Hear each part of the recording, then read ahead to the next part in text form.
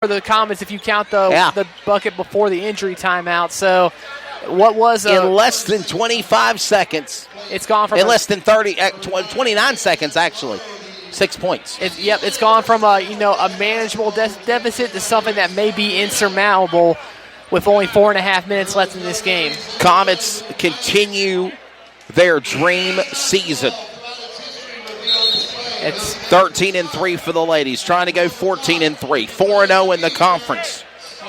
And then stay in the number one spot. They beat the number one seed last Friday night. We had that for you on CRN at East Wake at Clayton. That was a great game. And you got to give credit to the Spartans. They fought hard for most of this game. Yes, sir. And they've led it a couple of times. But back in bounds. The problem is they're shorthanded now. Hill's fouled out. Peacock is hurt. Posted Robertson, attempt by 33 of Forte. Turns it over, gives it back to Clayton, and here comes Howard again. Whistle and a foul basket and one. Well, Peacock's back in there now, so it's good to see that the injury wasn't serious. But it looks like it's going to be a foul on Forte. So, foul on Akeisha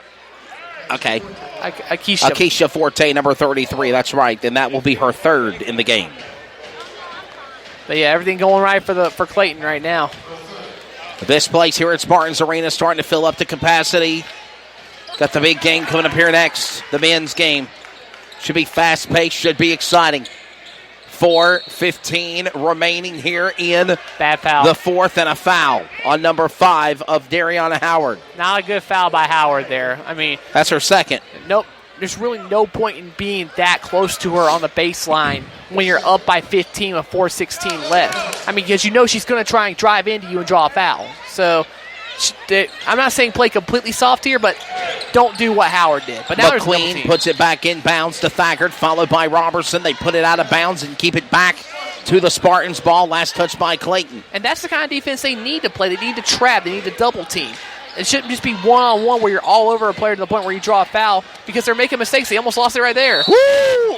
That is a charge. Foul on number 11 of Watkins. That's her third. And Robertson is gone, I think.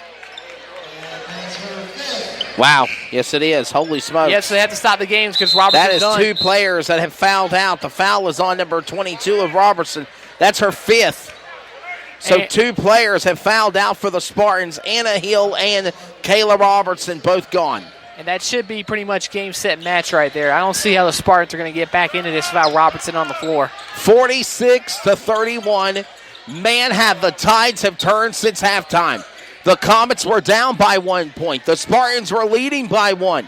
19-18 at the half. And now Clayton leads 46-31 in this rival matchup in the Greater News 3A. And they can add more points right here. Well, I think they're going to try and play keep away. Howard had it. Now Watkins has it. Howard's with Watkins with the ball now. Under 3:30 remaining in the regulation. At the baseline is Washington. Almost set at midpoint right in front of our broadcast position here on CRN. Sets up, jukes, jibe, fakes there. Ready to make a move was Forte. Forte's ready to pounce, and so is 12 of Peacock. 2 players out on the Spartans now with 15, Hill and Robertson in 22. And now Washington will get it back to Eves. About turned it over there to Thaggart. They save it. And Watkins now back to Howard. Howard back to Watkins. They play hot potato with the ball. The rock goes down to Washington here. Simply running down the clock. Making it go. Tick-tock, tick-tock, clickety-clock. Running out. 2:50 remaining in regulation. Sets it up to Howard now. Howard with the ball. Now sitting back to Eves. Now to Hedinger. Hedinger to Howard. Almost a backcourt violation at midcourt. Howard takes it on her own and she puts it in 2. Easy. And one of the thrills about not having a shot clock in high school, you can milk that clock for as much as it's worth. And that's exactly what Clayton is doing. I was going to say that. And it worked out perfectly because all of that milking and all that juke and jiving put 2 on the board. That's great. Yeah, well, they'll probably. And here we go. Turn back over by the Spartans. Give it back to Clayton. And Dariana Howard with the ball. Howard sets to Washington. And here we go again, milking the clock with now almost under 2 minutes in regulation to play. Well, I'm pretty sure Mom's going to stick to this late game strategy for as long as they keep the shot clocks out of high school basketball. Because I tell you, it's an efficient strategy for sure. Not giving the Spartans any time to mount any sort of a comeback. Well, turnover by Howard. Give it back to the Spartans. Peacock, can she get to it in time? She turned it out of bounds. Give it back to the Comets. Yeah. Howard kind of grimaced when she went down to the floor there on the end, so she's still in some pain. But, she's a team player. She's out here supporting her teammates, making plays. She's playing through the pain. That's what you got to do in these games. Comets taking advantage of these mental mistakes and errors by the Spartans. And also kind of them being shorthanded, too, without Hill and Robertson in. Washington now to Henninger at the baseline. Henninger now sets it back up to Watkins or Washington. Who will it be? Henninger goes to Washington. Under pressure now on defense is 33 Forte and 3 of Thaggart.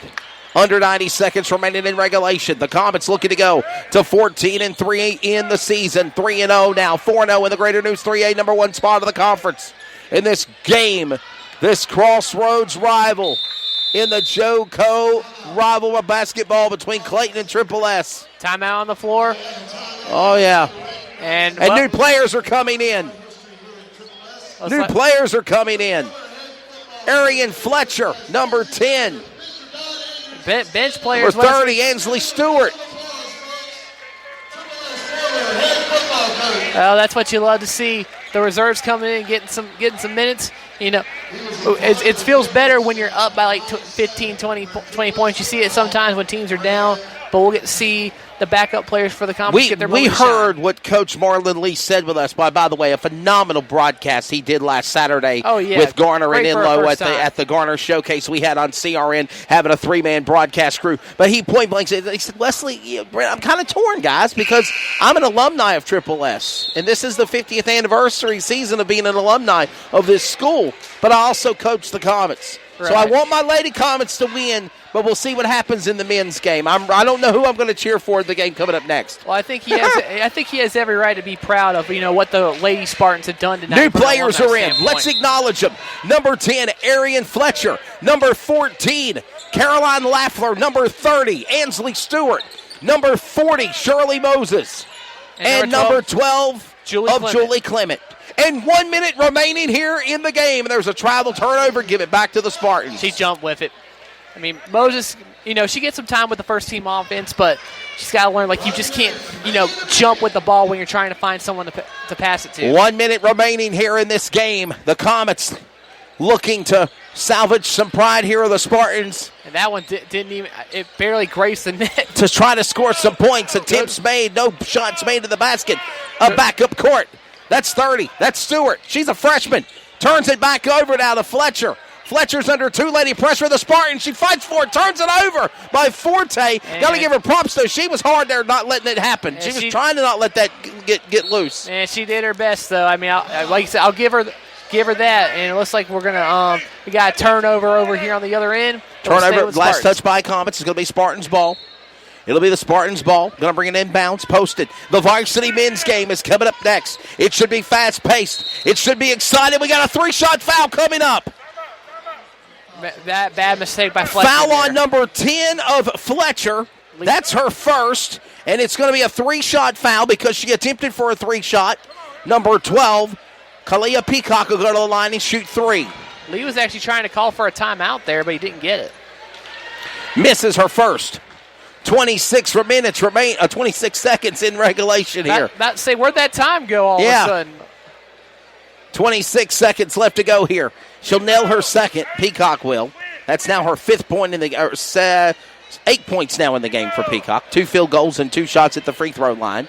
And Peacock now in this 3-shot foul will go again. And 2 out of 3 not good. 1 shot good there.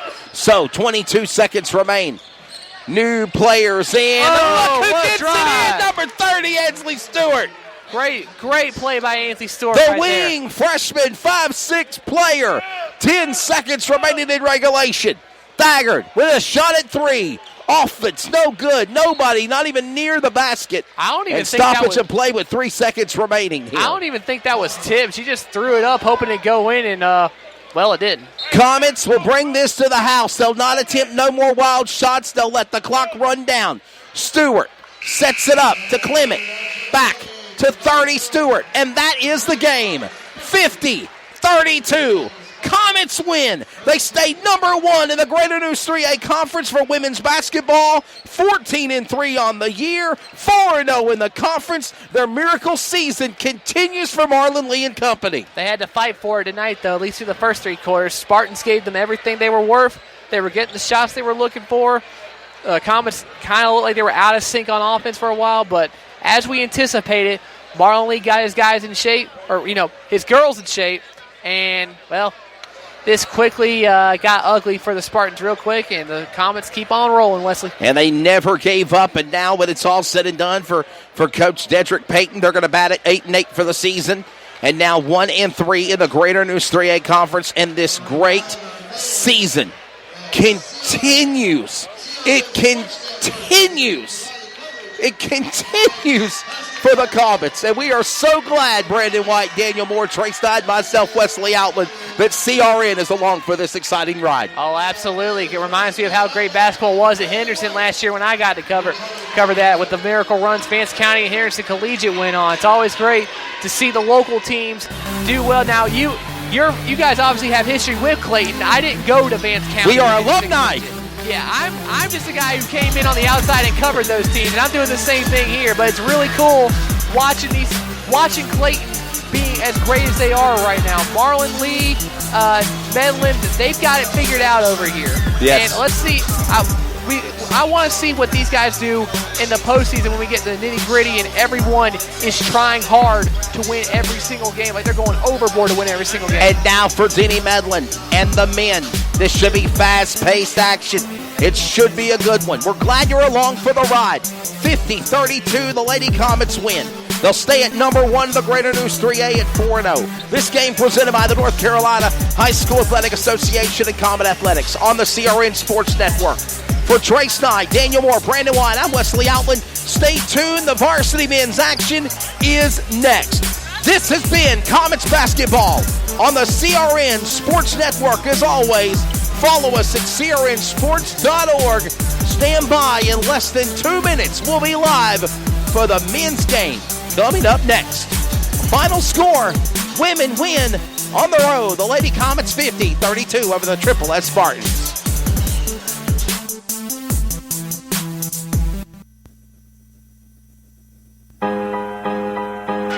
It's a new season and a quest for the national championship in the Basketball League for the Raleigh Firebirds, the new professional basketball team in the Triangle.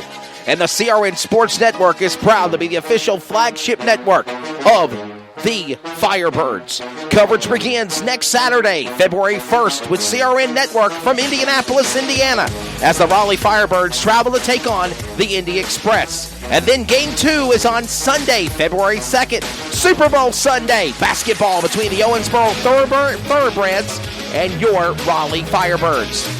Be there live. Simulcast coverage is available on CRN Sports Network. Follow us at crnsports.org.